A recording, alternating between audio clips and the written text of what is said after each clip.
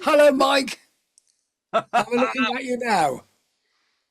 How are you? Look, I'm very well indeed. right, this is me chatting to you, Better. Joe. It's better. Yeah, If I don't seem to say much, it's because I don't want it to switch to my camera. I've got you. I understand. Yeah, I've been Yeah. trying to find how to do it, but I can't. So if I fade my mic out like this, Oh, yes, you've gone. You've gone. well, that's what I'll do when when you're chatting to me. Well, So Mike, I'll talk for. I hope you brought sandwiches and a hammock. it's just so lovely to see you. And I've been looking at all the Chasing the Dragon stuff, and I've got it on the LS3, LS37s in here in my Oh, yes. studio, my control room, and it all sounds pretty fantastic, even after being, strangled by YouTube. Excellent. Well, It's lovely. We on Tuesday we recorded Beethoven's Ninth Symphony at Cadogan Hall. Wow. I used 20 mics, all valve microphones, all sorts of lovely things. Fantastic. And I've done the edit yesterday at Air Studios. Oh, how lovely. I've just Very been nice. looking at air. Yeah. Yeah, but at Cadogan Hall in London, so it's like an old OB that you turn up. It's a nice sunny day, 7 in the morning, get a parking spot outside, load all the gear in, put Yeah. everything up, the orchestra come in. Are you going to put the microphones there? Yes. Oh, okay, I'll move. The sound. Oh my gosh. Yeah. So much to do. But Mike, I'm just so full of admiration. You have achieved so much. I can remember back in those days, the other guys said, oh, Mike Valentine is always soft doing this and pretending to do that. But they had to laugh on the other side of their faces, didn't they, if that's the phrase, which it probably isn't, because you really have had a fantastic three careers. It's I been know. wonderful. I'm a legend in my own lunchtime. You are, Mike, you are. It's lovely, and thank you for sparing the time today. I Oh, really Joe, appreciate it. come on, What I should have done, I've realised in hindsight, I've got a proper autocue, and I could have fed your picture onto the autocue, but then that's in the studio and not in the control room. No, Do you no, see? Joe, to be honest, with modern technology, the fact that you're not completely pixelated and we can I know, hear I know. you, We can, yeah. that's amazing. It's amazing, isn't it? Yeah. Do you get a bit boggled by all this modern stuff? A Oh, bit?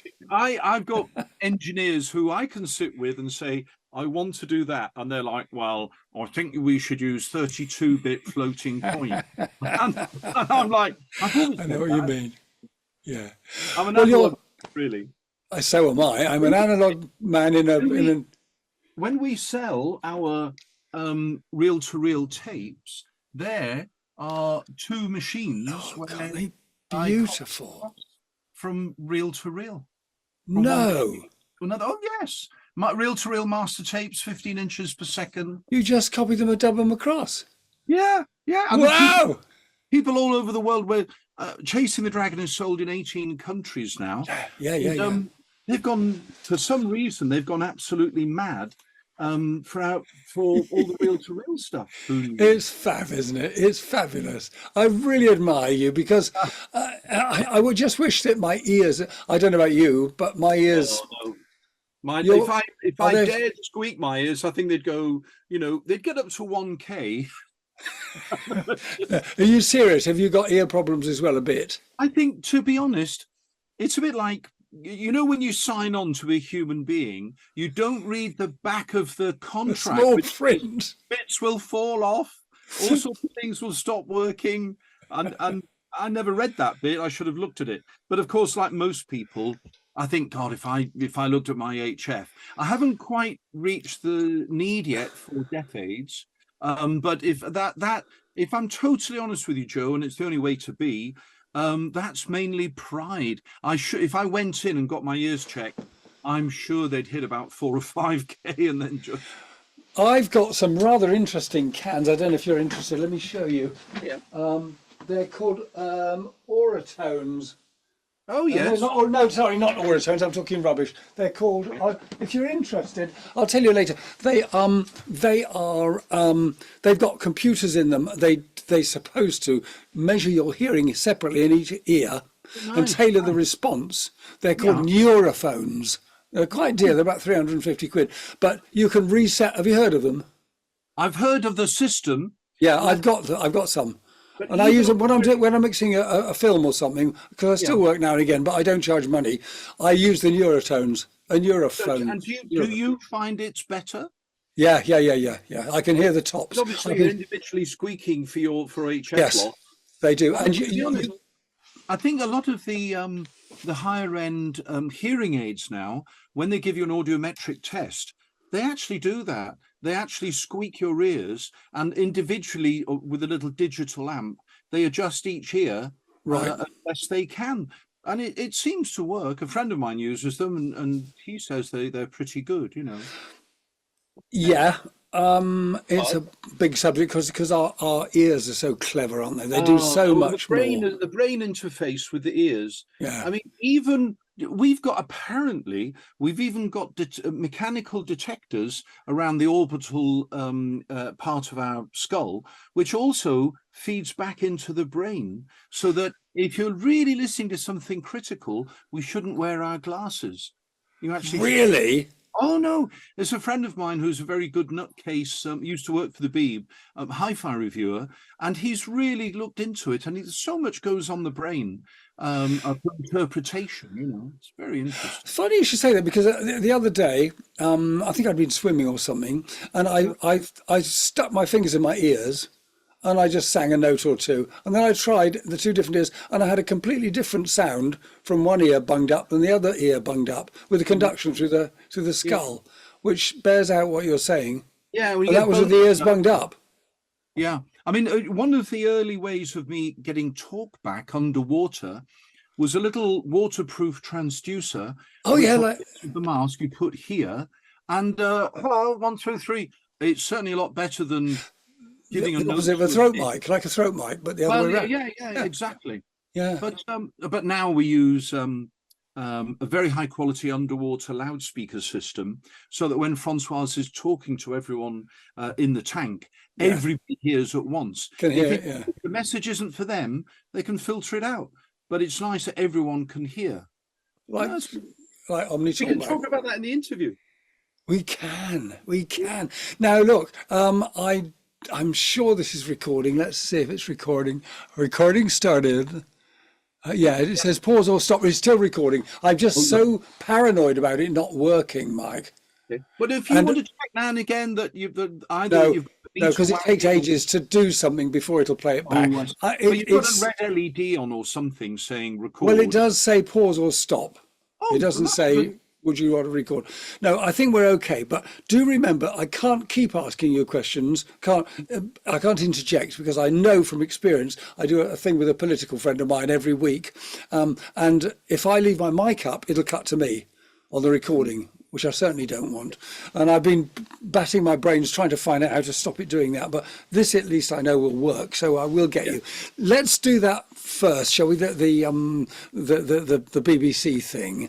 Yeah, absolutely. And I couldn't believe it when I suddenly thought, perhaps Michael doing an interview, you know, because you're a real name, and if I can mention you in my spiel, it Oh, might it's get me a lot more views. Joe. My pleasure. My Well, you're pleasure. so kind, and it's lovely to see you still at Hollywood Road. I mean, you could never be anywhere else, could you? No, we You can can't never. move. You can't move because it's such a wonderful address, isn't We it? can't move. Great. Well, I'm going to start by just. I probably won't be myself. Won't be in the program. I will get my friend Peter, who's got a beautiful voice, to revoice the questions probably. Oh, lovely. So, because Peter's the presenter for the whole thing, Peter Spencer, ex Yeah. Sky. What? What did No, you I was just just do? looking at the camera. It's just my eye line to make Oh, sure I'm directly into the camera for oh you. yeah. That's fab. Okay, so I'll start with the usual banal old questions like now, Mike. Although you're a successful underwater photographer, and now you've got your amazing record producing company, Chasing the Dragon. It wasn't always so, was it? Where did you start your career? Now, Michael, when you start, can you just say anything like so or something so that I'm sure it is switched to you? Okay, Absolutely. so off we go. Okay. Hi, so my name is Mike Valentine, and it's a pleasure to give you a few stories about the journey that I've been on from joining the BBC here in 1864. Everything was black and white. We all walked around in a very jerky way, from 1864 all the way up to where we are now. So I joined the Beeb in 1972. And I went into the interview in Portland Place, I think it was. Anyway, so I go in, there's three very stern-looking people, backlit with the sun behind them. And they say, oh, you're the schoolboy that keeps writing to us to ask about getting a job in the BBC. And I'm yes, sir, I would love a job. And they say, looking at the paperwork in front of them, you want to be a cameraman? And I said, oh, yes, I wanted to join as a cameraman, please. And they said, I'm sorry, boom, closing this huge book with a massive cloud of dust coming up to all the backlit light beams. Mike's very visual. And they said, oh, we're not interviewing for cameraman today. And so I said, oh, I'd just like to say I've been working in the hi-fi shop for the past 6 months, and I'm very interested in sound. And this is a true story. They opened this big book and said, oh, we are interested in having people join the sound department. So I said, oh, phew, sweating. I said, oh, thank you. So I joined in 72, and like most technicians, went off to a lovely place called Evesham in Worcestershire to a wonderful old hall, which was a very old building, and the BBC had used that for many years. It's called Wood Norton, and this was a place that we all stayed in, these sort of little bunkers places off in the hills. And then we had this 12-month, it felt like it, 12-week wonderful training. And of course, BBC, more competition now, but back in the day, could we name anyone with higher standards? Honestly, I don't think so. And so it was wonderful to have that stepping stone into broadcasting through the BBC. After my training, I went to Television Centre, where most people in sound, they dreamt of becoming a boom operator, and then perhaps moving to something called grams, which is short for gramophone.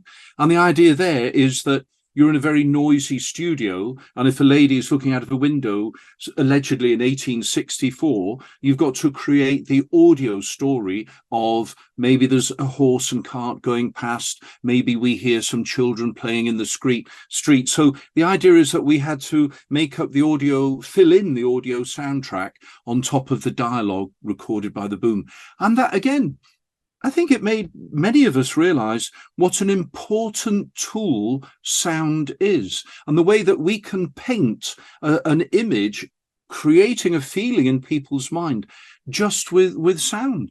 I remember on Doctor Who, we had all these funny little machines that you borrow, a little computer, which would, Tom Baker would say, oh, I'll use the sonic screwdriver.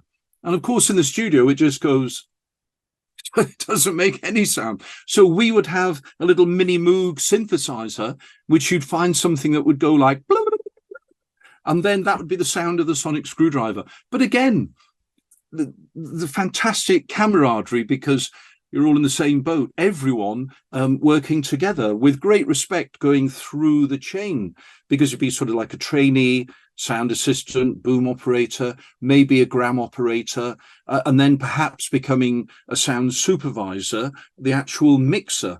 There were several paths you could take.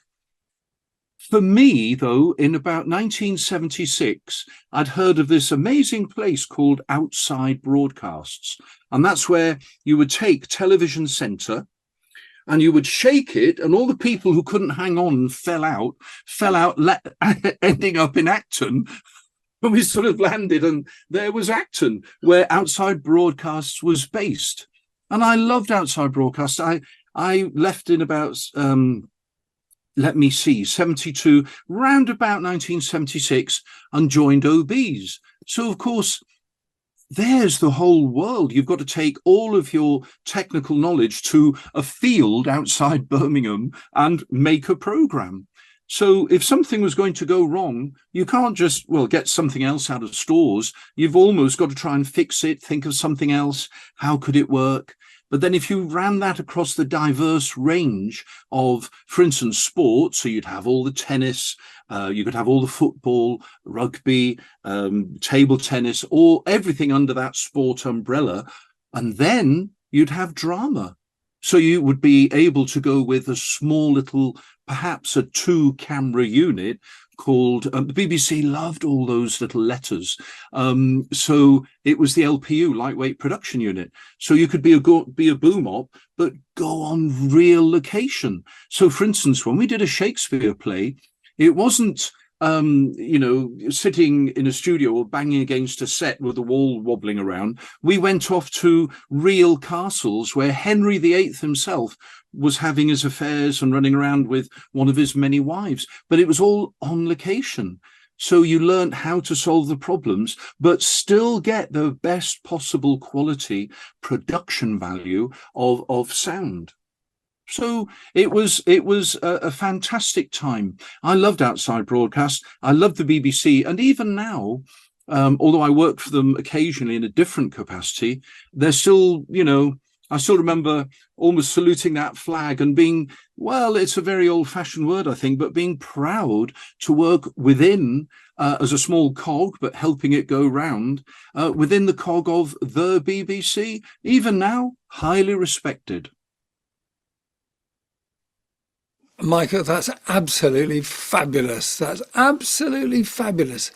Can you just remind me, when I first went to OB's, your Yes. name was synonymous with the Royal Institution Christmas lectures. Yes, that's right. That's right. Okay. One of my favorite programs that I worked in outside broadcast were the children's Christmas lectures from the Royal Institute. And again, that was fantastic because every day they either wanted to hear, as camera pulled back with the professor coming in, everyone's different heartbeats in the front row. How are you going to mic up all those hearts? Don't know. Or there's going to be an explosion, or something strange is going to zip down a wire. And with all those challenges on the day, it was wonderful. And I could also get probably almost as exciting a number 14 bus from where I live in Hollywood Road, opposite Chelsea and Westminster Hospital. I could get a 14 bus to the end of the road where the RI, the Royal Institute, was. So it was a great way of going to work. But I loved it because you had somebody in the audience which you can't lie to, and they cannot pretend to enjoy what you're showing them, children. And I absolutely love, even now, I would always go and give lectures to kids. We gave one a few months ago to a very big school on the South Coast. I was talking about the film work, which we'll talk about soon. And there's this kid looking a bit grumpy in the front row, 16 years old. And I talked all about the work that we now do. And he said, "Mr. Valentine," and you could see all the teachers in the back row suddenly lean forward, wondering what little Johnny is going to say. And I said, "Yes." He said, "Did you ever work in the porn industry?" And I thought, and all the teachers are trying to crawl under the desk to get to this kid. But by then they'd already asked his question. And when all the laughter died down, all I had was, "That's where we met." It's all I had. But yeah, so kids, wonderful. And so, I love the Royal Institute, and we worked on many. And even though my ego is incredibly small, I don't think, but now and again I look them up on YouTube, and there I am sort of in the audience with a gun mic or getting involved with some of the experiments a little bit, and it was just wonderful. I remember one incident when the cameraman in the crew, they knew I loved cameras and messing around with photography and everything. And they said, "Look, we've got a camera in the studio with no one to operate. Would you mind helping us to operate?" And I said, "Yes, of course. What is it?" And they said, well, it's an infrared camera which can record heat. So the idea was they were going to turn a cat upside down under controlled, safe conditions, turn all the lights out, drop the cat to prove that a cat with its 4 legs, its back moves first, and it then lands on its feet. And they wanted me just to cover that so that you then see the imprints of the paws running away. Of course, it's pitch black. And I'm like, how do you follow the cat when you can't see anything? So all I did was I started where the cat was, worked out where it should land and put my hand there. And then they said they're going to, okay, lights out, 3, 2, 1, drop. And I just did that. And all the camera boys saying, well, we've done it before with the lights on and we missed it with an ordinary camera with the lights on. I said, oh, well, I think a trip to the pub might help you. But anyway, it was just every day the the friendship and the wonderful things that we'd get up to in OBs. And it in all fairness, it's not to everyone's liking, but whether you're in the pouring rain or standing in all the mud, or if you're just enjoying where you are, you've always in a studio, no matter what wonderful set you have, somewhere there's 4 square walls and that's it. But of course, if you're an OB, you could be in a castle, almost a submarine, a spaceship, a swimming pool, almost anywhere.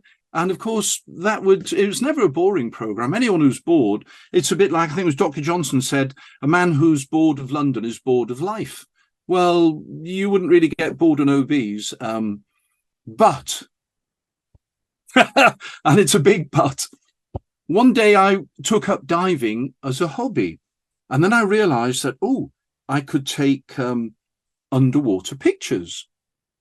And then because of my tiny, tiny ego, I thought, what shall I do with all these pictures?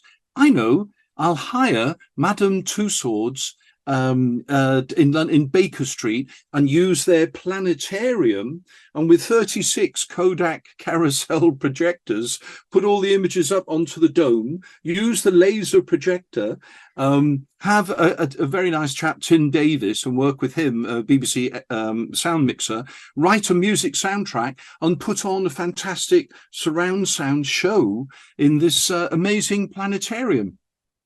And of course, I realized now what I was doing was trying to make a film, and it was wonderful. So then I thought, OBs were still carrying on, having a great time. But then I thought, I know, I'll make a little 16mm film, which I called The World of Silence, which I stole that from Jacques Cousteau. And everything that moved underwater had its own sound. So if a big fish could have the sound of a taxi revving up, and then little fish were chasing it with the sound of police sirens and all sorts of weird things. So it was a way of combining, art with science, if you like, because obviously it's much better to let BBC Natural History do their amazing documentaries. But I thought, well, let's do something a bit weird and different.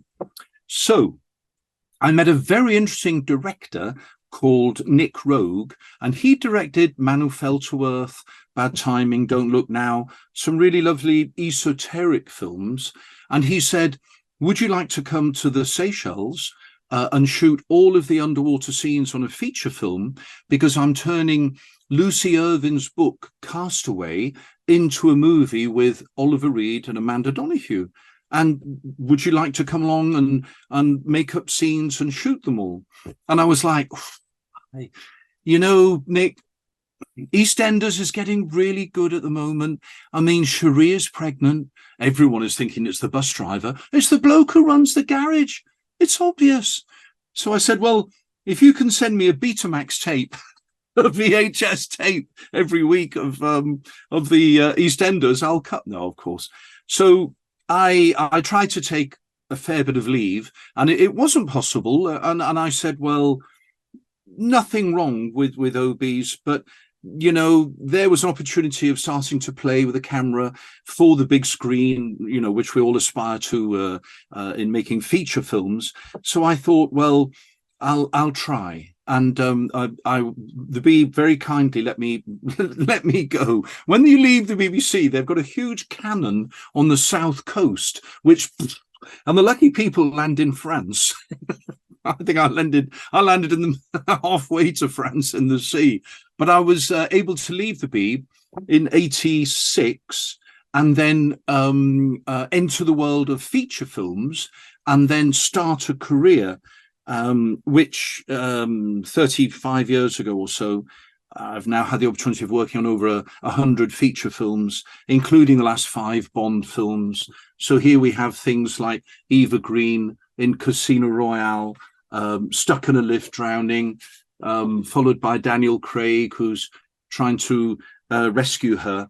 And then good-looking young lads such as Leo there from the beach, and then having to devise how you shoot all of those scenes. So it was just fun.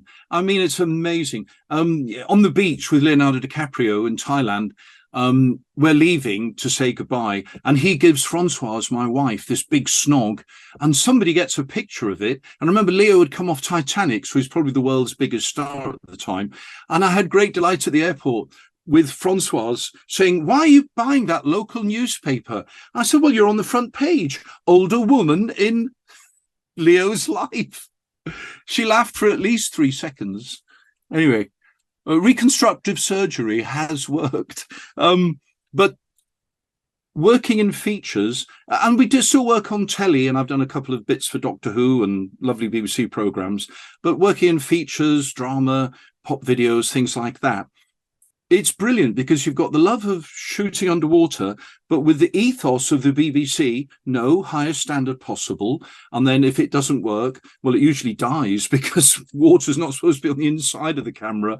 I read somewhere. But it's knowing how to get things fixed and sorted out, and then just have a fantastic time. And then over the years, you've had the opportunity of working in some nice places with a certain actress there, another one there. This is Basic Instinct 2, Sharon Stone, Demi Moore, this Jackie Chan, Steven Spielberg, and a certain Clint Eastwood doing his thing. No, Mike, show off, how dare you? So it's wonderful, and it's never about comparing the Beeb to what I do now.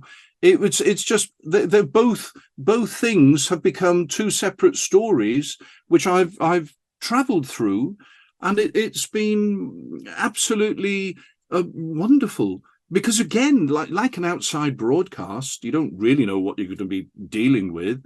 When we go to work, it's either somebody trapped in a car sinking down, or maybe there's a big shark swimming around, or maybe there's a huge set with dancers for Come Dancing, which we did for a sport relief, with having to solve all the lighting, the technical camera, the safety issues as well. So it's lots of fun. Joe, I should let you say something. I was just going to say, so how has this moved on to Chasing the Dragon? What set that going? Well, we've had 2 big rocks to stand on and walk across the stream of life. First one BBC, second one feature films. Well, I took Francoise for a break to Venice. So Francoise and I are walking around Venice, having I mean, Venice is, it's a rip-off, because you're on an island and they're going to charge you whatever they want. Pizza, if you like, is about £100. But anyway, in Venice, in your hotel, if you take the plug out the sink, Vivaldi is coming up through the plug. I mean, there's so much Vivaldi. But one day we were walking past this church, San Vidal, in this beautiful part of Venice, and we thought, my gosh, not only is that the wonderful sound of Vivaldi, but it's being played exceptionally well. So we went in, and there is a massive church with about a 60-foot high roof. But the orchestra on stage, 9 of them, the chamber orchestra, were playing so well, so we waited quietly. And then, because Foz speaks fluent Italian amongst French and Turkish and Greek and everything else, Yeah, she can say she's got a headache in 15 different languages. So there, I said, go on, ask them. And so I pushed Foz to the front. And in Italian, she said, look, would we be able to come and record you? And the Italians were like, no video camera, no. And we're like, no, a sound recording. And you could see them like, a sound recording? What? So I said, look, we'll come back in a week. I'll bring just a little bit of sound gear, and then we can have a listen, see what you think. So I went back with a couple of Omni mics in this beautiful church, recorded them. Obviously, they were doing Four Seasons, and they then had a playback. But they said, oh, hang on. This is not like we record in a studio. This is lovely. Would you mind coming to a monastery for a week, recording 2 CDs for our own label? Well, it was back to EastEnders, only this time Cherie had got twins and there were complications, and was her sister going to stand by her, or Roy, an old boyfriend, was going to turn up? Or I could be in a monastery listening to Vivaldi all day. Let me think about that. What I did was I went back to the early 50s and did some research. And I thought, how were they first recording stereo? Because a guy from head office to the engineers, one of them was Kenneth Wilkinson, a famous EMI recording engineer, excuse me. They said, right, you lot, the stereo coming, how does it work? Well, we'll have to think about it. Well, hurry up and think about it, because we need to be making money out of this newfangled thing. They put 2 omnidirectional mics up, which were about 6 foot apart, and they had a listen, and they thought, no, there's a bit of a hole in the middle in the stereo image. So they put a third mic about 3 foot in front, another Omni. Listen to that. Wow, I think they reduced the center by a couple of dBs. But then, you've got all the stereo, the wonderful sound of the acoustic. The guy came back and he looked at all these bits of angle line in the middle of the studio, positioning everything. And he said, hey, boys, he said, what's all that? It looks like a bloody Christmas tree. And the Decca tree was so named. So I bought 3 Neumann M50s, which are a lovely omnidirectional valve microphone. And we took them into the monastery, put them up, made a recording, and it onto a Nagra 6, which was a high-res multi-track digital recorder, and then took it to Air Studios, did a mix down, and then sent it to them. And they're like, okay, thank you very much. And all my friends were listening going, now, just a minute, this is not an ordinary stereo record. It sounds lovely. So we then decided to start Chasing the Dragon. Why is it called Chasing the Dragon? I think a lot of people, when they get into high-end hi-fi, or even photography, they always want the next best lens, the latest preamp, the better cables, the good power amp, even bigger speakers. And you're always sort of chasing after the dragon, if you like, which will empty out, exactly, which will just empty out your wallet quicker than you can say, are we getting overtime for this? But no, we're quick. So the idea is that we call the record company Chasing the Dragon. But then my analog friends, which I gave everyone a CD to, they're like, no, you have got to start recording on LPs. You've got to release vinyl. As a kid, I remember there were LPs released called Direct Cut. And there were many companies, but one of them was Sheffield Lab. And what you do with a direct cut is you pass the audio from your mixing, the orchestra or the group first, into the desk, and then onto a Neumann, in our case, a Neumann cutting lathe. Now that means that when they start cutting, there is no stopping, no editing. What you get from the beginning, the middle, and the end is the entire performance. So I thought, well, you've got a limitation of how much you can record on each side, and you can't use a group that gets through patting themselves on the back. Hey, we played all the right notes. Yeah, but in all the wrong order. Thank you, Morecambe was. But the idea is they've got to give a performance. we got into Air Studios, the same chamber orchestra, Interpreti Veneziani from Venice. They came in and we found that we could do spring, summer on side A, and then autumn, winter on side B. The time was the right length. Who doesn't like the four seasons? Almost everybody likes it. And it was a great record to start with. So we made this direct cut. Then it went off and was pressed in Germany. And then we got the records back and had a listen. And we were like, holy camole, the jump factor of this process was amazing. That was our first LP that we released. And then somebody said, how good is a direct cut? So I said, we are going to find out.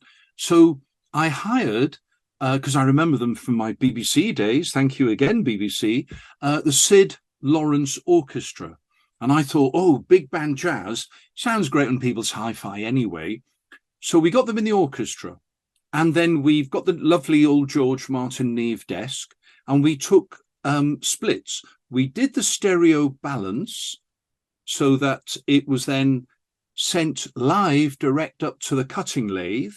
And at the same, as soon as we started cutting, we sent feeds out to a 24-track, 2-inch Studer running at 30 inches per second, which is so expensive. Francoise was caught in the machine room trying to scrub out the footage sign on the counter and replace it with a pound sign, because this thing costs so, tape stock is a fortune. So we were able to then get a 2-inch master on tape, mix it down back through the desk, so it's exactly the same mix, it's all computer controlled, same mix, and then pass it on to a 1/2-inch Studer, and then do a cut onto the lathe with the same cutting lathe. So as close as ergonomically possible, we could then do a double album, and then people can compare, a direct cut versus one done conventionally through tape. And I always play it to the audiences at hi-fi shows when we're giving talks. And, they say, oh, you tell us which one is the better one. And I say, no, my job is to take your money. So I said, which it is. So I said, no, my job is to play you both, and you see, to a man, woman, dog, child, or budgerigar, whoever's in the room listening, they always choose the direct cut, because we set replay levels exactly the same cartridge, everything, and we start with the tape one, and it sounds okay, it's good, it's a good record, but then you put on the direct cut at the same level, oh my goodness, the jump factor, the dynamic range increases. There is more air and space around the instruments. Not, excuse me, not one person prefers the conventional record. They prefer the direct cut. And of course, what companies can afford to do that experiment, but we obviously were able to release it and say, there you go, and that's done. That record has done well. And so then I managed to blag my way onto the Claire Teal show on Radio 2, where we talked about working with the SLO and Sid's What Is Left Is Behind, this amazing orchestra. And at the end, she said, "Hey, I'd love to work with you, love." And we said, well, why don't we do a tribute to Ella Fitzgerald? So we've got her in the studio, Claire Teal, and we did a sort of a thing to Ella. And then, of course, that allows me to say to people, look, a 16-piece big band going full blast will just drown out the mic. But I don't want her in a vocal booth. So we put screens up so she could see through. And then she can still sing with the orchestra, but have more separation. And again, the jump factor, because it was live, a direct cut. All the way through on both sides. It was fantastic. And then a lot of journalists started to hear about our records, and they're like, oh, hang on a minute, there's a new company, and they seem to be using a lot of music as opposed to, you remember the early hi-fi records, you might get a train going past, or they have to yeah, exactly, they have to start table tennis with waff. So the idea is that the opportunity for us was to I think we're a bit classic FM. I mean, I can't, Gromit's Nose Flute Concerto in F may not sell many records. But if you release things like España, which is a tribute to Spain, where you can do two pieces from Carmen and then get the orchestra in the studio and have them playing and singing live, it's a wonderful thing. But I got hold of obviously I thought, oh, I'll need a soprano to do two tracks, Habanera, etc. And I spoke to my soprano friend, and she goes, typical producer, you don't know anything. You want a mezzo soprano. And I'm like, oh, well, I was going to say that. And she said, look, I'll send you Daisy Brown. And Daisy came over, and then she had a chat to us. And then her best friend said, look, I've just rehearsed Carmen for somebody. Would you like me to sing it for you? So we put Rosie on a white X with 65 National Symphony Orchestra people around her. And we said, look, that's your mic, lovely old Neumann U47, costing more than St. Paul's Cathedral, I think. But anyway, there's that beautiful old mic, which apparently the Beatles had sung into, who knows. And we'll cue you in, and away you go. So red light, and it's live, direct cut, and she's singing.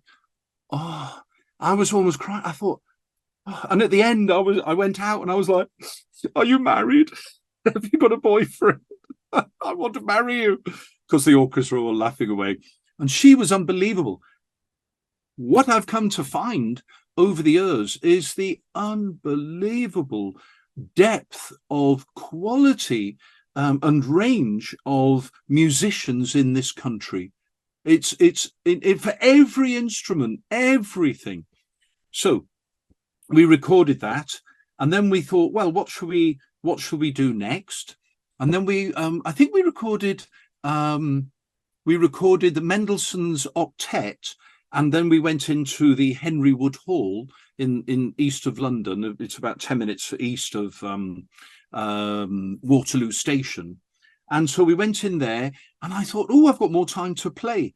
Let's put up valve microphones versus transistor microphones and record some tracks and say to the audience, yeah, you have a think. Are the transistors better, worse, different? And there's no doubt about it. The C12 mics that I used, yes, they're not the most accurate mics, but I know that 2 hours later, I wouldn't be wanting to watch telly.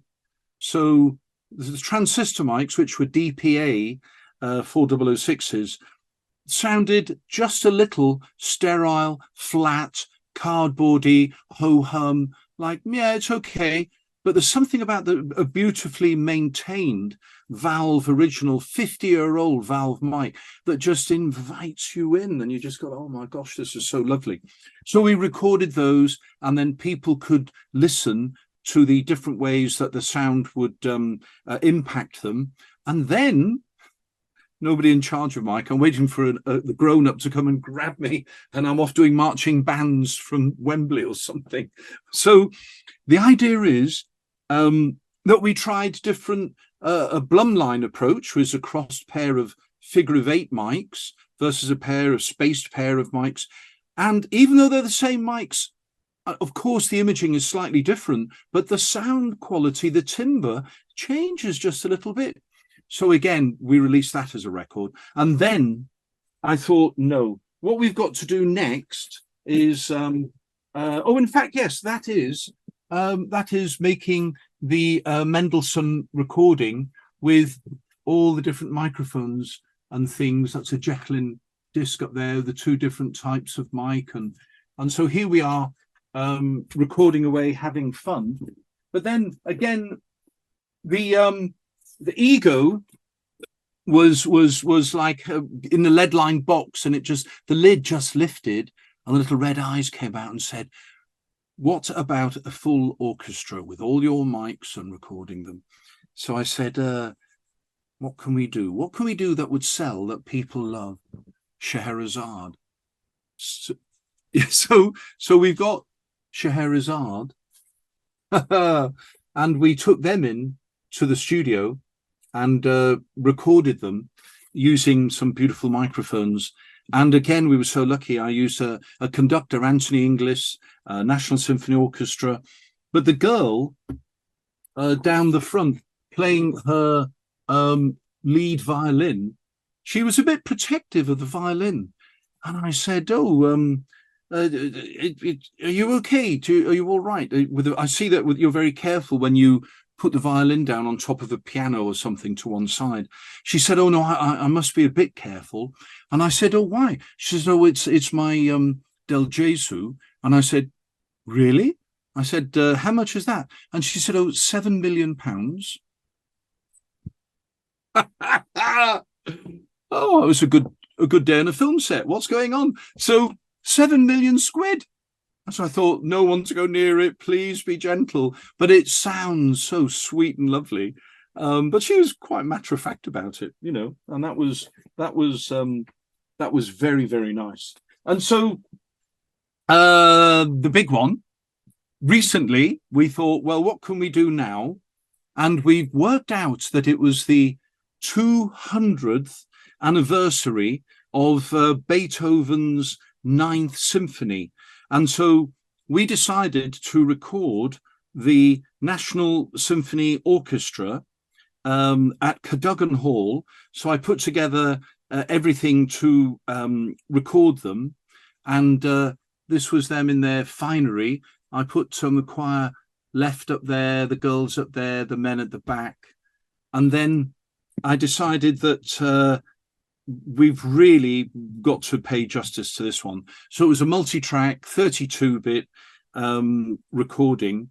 And we had, I mean, on the day, it was fantastic because it was like an outside broadcast again, or I'm guessing it was like one of the proms. You don't know what you're going to get. So we just went for it. Cost a fortune buying new microphones and everything. But we then mixed it down in air.